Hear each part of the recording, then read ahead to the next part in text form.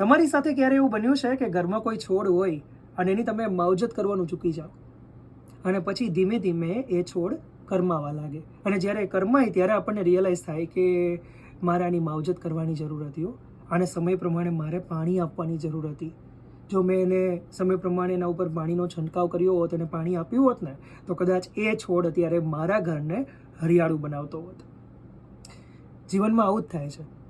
જ્યારે કોઈ આપણને ગમતી વ્યક્તિ આપણી સાથે હોય છે, આપણી પાસે હોય છે ને, ત્યારે આપણે એની કેર નથી કરી શકતા.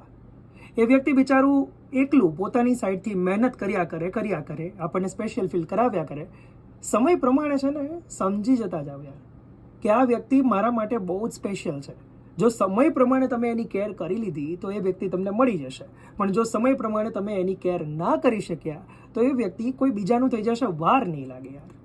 કહેવાનો અર્થ માત્ર ને માત્ર એટલો છે કે જ્યારે કોઈ વ્યક્તિ તમને સ્પેશિયલ ફીલ કરાવે છે તો આ વાતને સમજો. આ પ્રેમ છે અને આ પ્રેમ બધાને નથી મળતો. હર કિસી કો નહીં મિલતા યહાં પ્યાર જિંદગી મેં. તો તમને જો મળ્યો છે તો એ પ્રેમને વધાવો.